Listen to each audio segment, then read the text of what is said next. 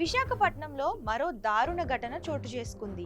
సభ్య సమాజం తలదించుకునేలా ప్రవర్తించాడు ఓ తండ్రి. ఈ ఘటన భీమ్లీలోని తగరపు వలసలో పాత కృష్ణా కాలేజ్ ఎదురుగా ఉన్న షాప్ దగ్గర మద్యం మత్తులో ఉన్న తండ్రి అప్పన్న కన్న కూతురిపై అత్యాచారం చేసేందుకు ప్రయత్నించాడు. దీంతో బాలిక కేకలు వేయడంతో సంఘటనా ప్రదేశానికి చేరుకున్న స్థానికులు అడ్డుకొని అతన్ని దేహశుద్ధి చేసిన తరువాత స్థానిక పోలీసులకు సమాచారం అందజేశారు. ఇక రంగంలోకి దిగిన మహిళా ఎస్పీ పెంటారావు అత్యాచార యత్నానికి పాల్పడిన ప్రదేశాన్ని పరిశీలించి నిందితుడు షిప్పింగ్ యార్డ్ ప్రాంతానికి చెందిన వ్యక్తిగా పోలీసులు గుర్తించారు.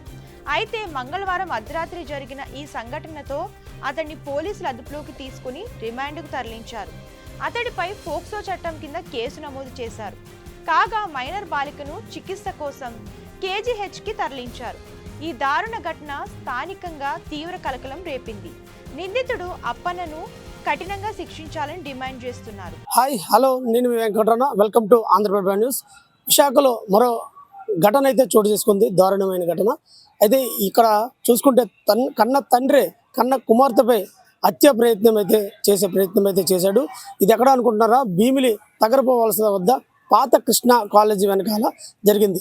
కేవలం ఒక మద్యం మత్తులోనే కన్న కూతురిపై మానభంగం చేసే ప్రయత్నం అయితే చేసిన నేపథ్యంలో అక్కడున్న స్థానికులంతా కూడా వెంటనే అప్రమత్తమై ఆ ఒక అప్పన్న అనే బాధితుడిని వెంటనే పోలీసులకి అప్పచెప్పే పరిస్థితి ఉంది. అయితే పోలీసులు తమదైన స్టైల్లో అప్పన్నని విచారించితే పూర్తిగా దానిపైన తప్పు చేసినట్టు ఒప్పుకునే పరిస్థితి అయితే కనిపించింది.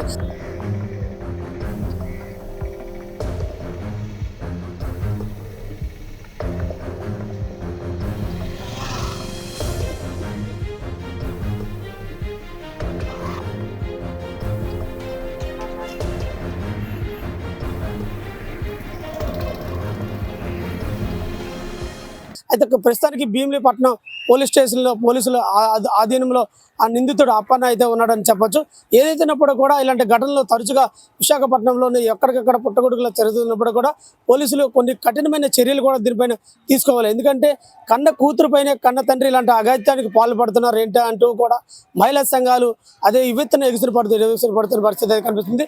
ఇలాంటి నిందితుడు కన్న తండ్రి ఇలా చేయడం ఏంటి అని కూడా కొన్ని సోషల్ మీడియాలో కూడా దివ్వెత్తిపోస్తున్న పరిస్థితి కూడా అక్కడ కనిపిస్తుంది.